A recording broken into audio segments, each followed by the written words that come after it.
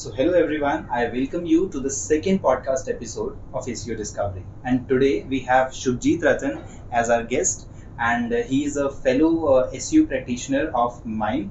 And welcome, Shubhjeet. How are you? Thank you, sir. I'm good.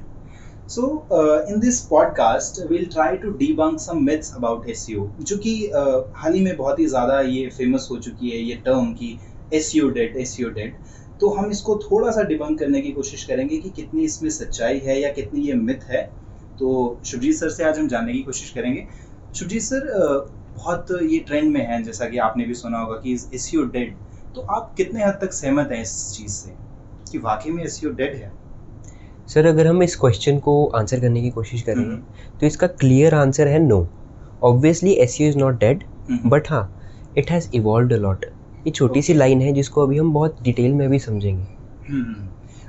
लेकिन मैंने ना एक ट्विटर सर्वे देखा था, उसमें ये सर्वे निकल करके आया कि more then 41% of marketers they have heard this term saying that, और यू कैन से उन्होंने ये मिथ सुनी है कि SEO डेड हो चुका है कम्प्लीटली। और more than 21% of the audience they have heard this myth that SEO, forget SEO, just buy AdWords and then you can have higher rankings. And more than 19% of the people think that SEO is completely scam. And more than 19% of the people, they assume that social media can bring ranking for you.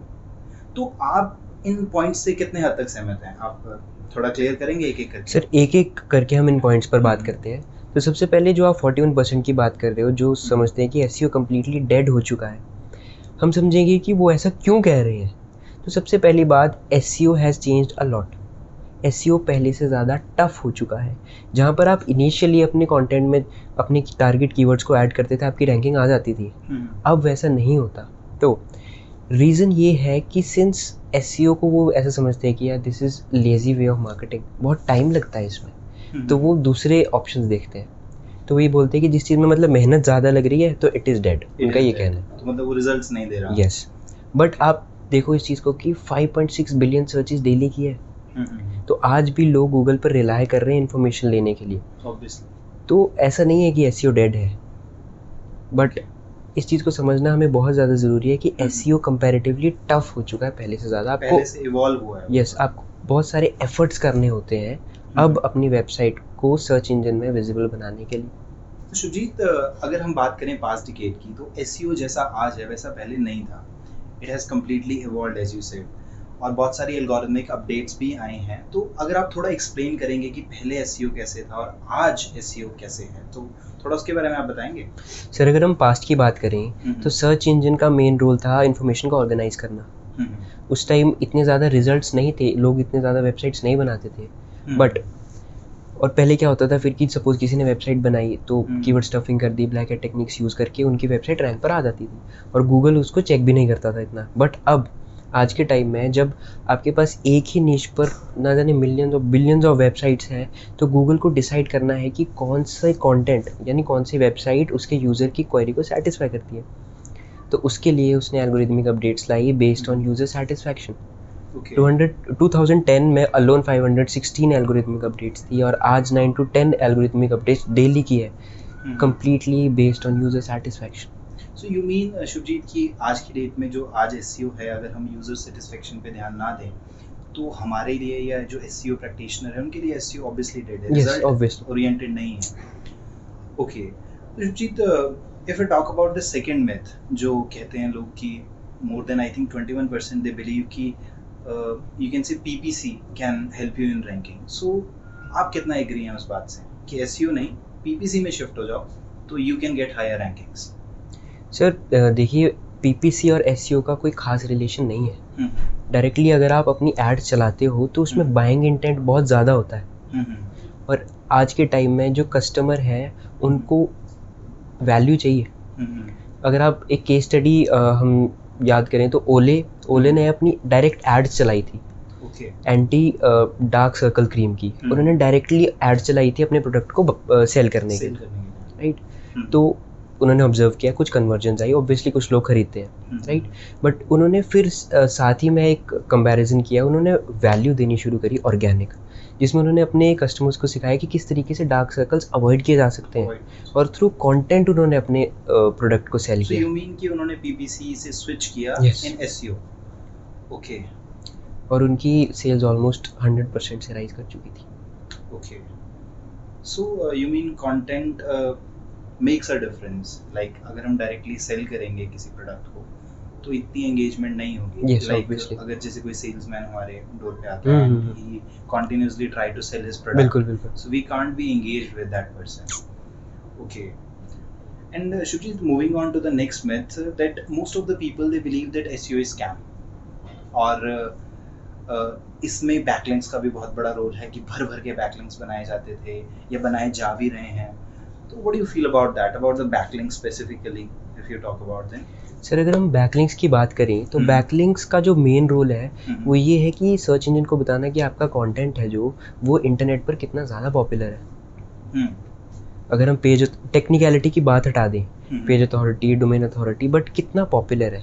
अब initially आप बात करो तो link building का कोई role नहीं था, link building कोई प्रोसेस ही नहीं थी, नेचुरली लिंक ऑब्टेन होते थे, लोग अपना अच्छा कंटेंट बनाते थे नेचुरली। यस, नेचुरली उनको लोग लिंक्स देते थे, बिजनेसेस लिंक देते थे, क्योंकि उनके वैल्यू में बहुत कंटेंट में बहुत ज़्यादा वैल्यू थी।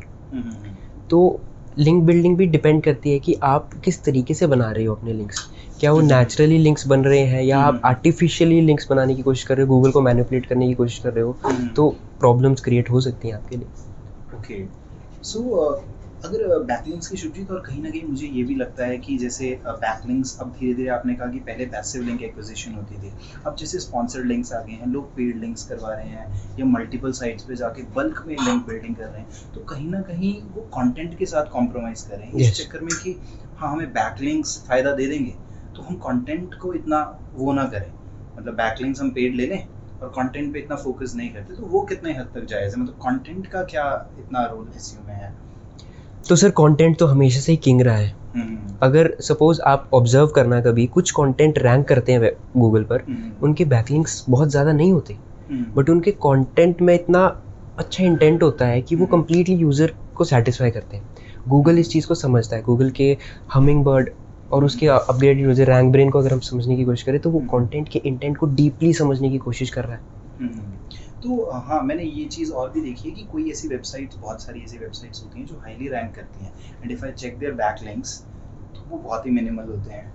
तो उस केस में कैसे वो वेबसाइट्स रैंक कर पाती हैं? हमें सेम आंसर अगेन सर कि वो उनका जो कंटेंट है, सपोज आपने कोई क्वेरी करी तो वो कंटेंट उनका कम्प्लीटली उस क्वेरी को सेटिस्फाई कर रहा है, यूज़र को किसी और वेबसाइट पर जाने की ज़रूरत ही नहीं पड़ रही। गूगल इस चीज़ को समझ रहा है। फॉर एग्जांपल एक यूज़र ने कोई क्वेरी करी, वो आपकी वेबसाइट पर आया, इंटेंट सेटिस्फाई नहीं हुआ, वो वापस जाके किसी और की वेबसाइट पर चला गया। गूगल को आर्टिफिशियल इंटेलिजेंस को समझ आ जाएगा कि आपका कंटेंट यूज़र को सेटिस्फाई नहीं कर रहा है। Okay, Shubhjeet, I understand that. And if we proceed on to the next myth that the people believe कि मतलब अगर आप सोशल मीडिया अडॉप्ट करते हो, सोशल मीडिया पे अपनी ब्रांडिंग करते हो, तो आपके ज़्यादा चांसेस होते हैं कि आपका बिजनेस या आपका ब्रांड है जो वो सर्च इंजन पे ज़्यादा रैंक करेगा। तो व्हाट डू यू फील कि सोशल मीडिया कितना रिलेटेड है सर्च इंजन से या रैंकिंग से या ब्रांडिंग से? थोड़ा उसको एक्सप्लेन करेंगे आप? सर अगर हम बात करें सोशल मीडिया की, तो social media directly ranking affect नहीं करता, बट इनडायरेक्टली रैंकिंग को बूस्ट करने में ज़रूर मदद करता है। क्यों? एक वर्ड से समझने की कोशिश करेंगे, that is brand. Google loves brand. अगर उसको पता है कि यार ये पर्टिकुलर बिजनेस एक ब्रांड है इस पर्टिकुलर नीश में, फॉर एग्जांपल आप एक डॉक्टर हो, राइट, और आप एक हेल्थ रिलेटेड ब्लॉग्स लिखते हो और एक रैंडम सा पर्सन है वो हेल्थ रिलेटेड ब्लॉग्स लिखता है, तो गूगल कैसे पता लगाएगा कि आप एक ब्रांड हो? सोशल मीडिया पर आपकी प्रोफाइल्स है, लोग आपके साथ इंगेज करते हैं अलग अलग जगह। सपोज कोरा पर आप आंसर्स करते हो, गूगल को पता है कि यार ये इंसान ब्रांड है इस चीज़ में, और एक रैंडम है, उसको कोई नॉलेज नहीं है, गूगल समझ जाएगा इस चीज़ को। तो ऑब्वियसली वहाँ से सोशल मीडिया से आपकी वेबसाइट पर ट्रैफिक आता है, तो ऑब्वियसली आपकी रैंकिंग। सो यू मीन कि अगर हम इन दोनों चीज़ों को क्लब कर दें, इंटीग्रेट कर दें, लाइक एसईओ तो आप प्रैक्टिसेस कर ही रहे हैं, सोशल मीडिया में भी आप अपनी ब्रांडिंग कर रहे हैं, एंगेजमेंट बढ़ा रहे हैं, तो कहीं ना कहीं ये डायरेक्टली रैंकिंग को अफेक्ट कर सकती है, बिल्कुल इंप्रूव कर सकती है, बिल्कुल ऑब्वियसली रैंकिंग का। ओके, तो शुभजीत, तो हम जैसे बात कर रहे हैं एसईओ स्ट्रैटेजीज की, सोशल मीडिया का तो बात हमने की, लेकिन एसईओ स्ट्रैटेजीज में व्हाट डू यू प्रेफर कि आज की डेट में जितना एसईओ डिमांडिंग हो चुका है, जितना चैलेंजिंग, आपने कहा कि एक ही नीश पे बिलियंस ऑफ वेबसाइट्स हैं, तो आज की डेट में हम ऐसी कौन सी एसईओ प्रैक्टिसेस हैं या कौन सी ऐसे लिंक बिल्डिंग प्रैक्टिसेस हैं जो हम कर सकते हैं in order to rank higher? Obviously sir, तो सबसे पहले सर हमें एक चीज़ को मान लेना है, प्री रिक्विजिट कह सकते हैं हम इसे, कि एसईओ में टाइम लगेगा। जो सपोज आपके कीवर्ड्स बहुत जल्दी रैंक हो जाए, कुछ आपने किया, तो वो डाउन भी उतनी जल्दी आ जाएंगे। हाँ, तो टाइम आपको देना पड़ेगा। अब इस टाइम में आपको करना क्या है? तो सबसे पहले आपको अपनी जो नीश है उसमें जितना कंपटीशन है उसको देखना है। हो सकता है कि आपका कंपटीशन कम है तो आपको कम टाइम लगेगा, कंपटीशन ज़्यादा है तो आपको ज़्यादा टाइम लगेगा, राइट। ये एनालिसिस करके आपका जो कंटेंट है वो आपको इस तरीके से बनाना है कि वो यूज़र के इंटेंट को कम्प्लीटली सेटिस्फाई यू मीन पहले हमें कॉम्पिटिटिव एनालिसिस करना है और फिर देखना है कि किस तरह का कंटेंट वो डिलीवर कर रहे हैं और किस तरह का कंटेंट हम डिलीवर कर सकते हैं जो यूजर सेटिस्फैक्शन फर्स्ट प्रायोरिटी पे ये रहेगा, है ना। ओके, तो शुभजीत, यूज़र वो तो है, लेकिन जैसे आने वाले टाइम में अब लोग जैसे कह रहे हैं कि एआई है, ये है, कंटेंट है, और बहुत सारे अब काफ़ी सारे लोग ऐसे हैं जो बैकलिंक्स को भी कम्प्लीटली नेग्लेक्ट कर दे रहे हैं कि बैकलिंक से फ़ायदा नहीं है। लेकिन मैं पर्सनली मानता हूँ, क्योंकि I am also an SEO practitioner, तो मैं पर्सनली मानता हूँ जैसे कोरा हो गया, फोरम्स हो गया, और जैसे पीआर सबमिशंस हो गया, गेस्ट पोस्टिंग हो गया, ये कहीं ना कहीं हमारी वेबसाइट को हेल्प कर सकते हैं। What do you feel about that? देखो सर, जो आपके कंटेंट बेस्ड बैकलिंक्स है जिसमें आप वैल्यू डिलीवर कर रहे हो, ऑब्वियसली वो तो वैल्यू पहले भी देते थे, आज भी देते हैं और कल भी देते आएंगे। बट जो स्पैमी लिंक्स है, जो हम आर्टिफिशियली कुछ क्रिएट करने की कोशिश कर रहे हैं, कुछ भी कर रहे हैं, ज़बरदस्ती करने की कोशिश कर रहे हैं कि हाँ हमें कहीं से कोई लिंक मिल जाए, तो दैट इज़ ऑब्वियसली रॉन्ग। वो आपकी रैंकिंग्स को हर्ट भी कर सकता है। ओके, और शुभजीत, अगर जाते जाते हम थोड़ा टेक्निकल एसईओ के बारे में बात कर लें, तो जो कि कम्प्लीटली इग्नोर्ड एक फेज कहा जाता है कि लोग सिर्फ ऑन पेज ऑफ पेज इतना ही जानते हैं, तो टेक्निकल एसईओ कितना इंपॉर्टेंट है एक एसईओ प्रैक्टिशनर के लिए या एक वेबसाइट के लिए, आप बताएंगे थोड़ा? सर, टेक्निकल एसईओ पर आपको हमें किसी को एसईओ प्रैक्टिशनर को फोकस करना बहुत ज़्यादा ज़रूरी है। फॉर एग्जांपल एक चीज़ ले लेते हैं जैसे कोर वेब वाइटल्स, उसमें सपोज एलसीपी की प्रॉब्लम आती है कि 4 सेकंड से ज़्यादा है, तो कुछ भी हो जाए आपकी वेबसाइट डाउन आनी ही आनी है रैंकिंग्स में।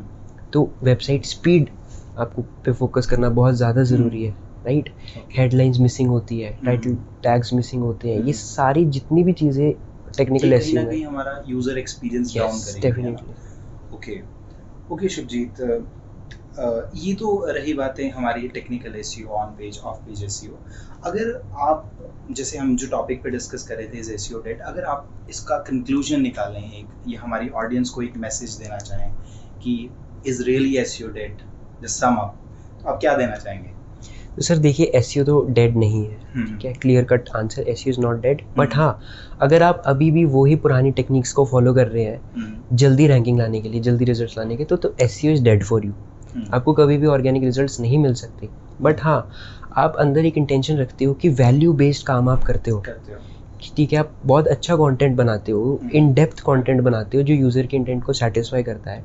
फिर आपके जो लिंक बिल्डिंग प्रोसेस है वो इस तरीके से है कि वो एक नेचुरल लिंक बिल्डिंग प्रोसेस है, कंटेंट बेस्ड, कि आपके कंटेंट को इंटरनेट पर पॉपुलर बनाना है, बट इस तरीके से कि वो एक नेचुरल चीज़ हो, राइट। फिर ब्रांडिंग का तो बहुत बड़ा रोल है ही। अलग अलग अच्छी वेबसाइट्स पर, प्लेटफॉर्म्स पर आपको अपनी प्रोफाइल्स बनानी है, ऑब्वियसली, जिससे पता चले, गूगल को एक इंडिकेशन जाता है कि यस, ये बिजनेस या ये इंसान इस पर्टिकुलर नीश में तो ब्रांड है एटलीस्ट। वो भी एक सर्च इंजन ऑप्टिमाइजेशन का ही एक पार्ट है। हाँ जी, बिल्कुल, हमारी वेबसाइट अच्छी। बिल्कुल। Okay Shubhjeet, thank you so much. Thank you sir for taking your precious time and coming to this episode. So guys, जैसा शुभजीत सर ने कहा कि एसईओ प्रैक्टिसेस डेड नहीं है, बट अगर आप सिर्फ सामने वाले की वेबसाइट पे जाकर लिंक थोपना चाहते हैं, कोई वैल्यू ऐड नहीं करते अपने यूजर्स को in terms of content, in terms of branding, in terms of value, whatever you से, तो एसईओ जरूर आपके लिए डेड है, क्योंकि इन दैट केस एसईओ आपको रिजल्ट नहीं देने वाला। तो आपको चाहिए एज अ एसईओ प्रैक्टिशनर कि आप वैल्यू एडिशन टास्क को इम्प्रूव करें और अपने बैकलिंकिंग स्ट्रेटजीज को भी अपलिफ्टमेंट दें, ताकि एसईओ आपके लिए, हम सब के लिए बेनिफिशियल हो सके। So thank you so much for being such a lovely audience, and we'll soon meet you with a third podcast episode. Keep watching.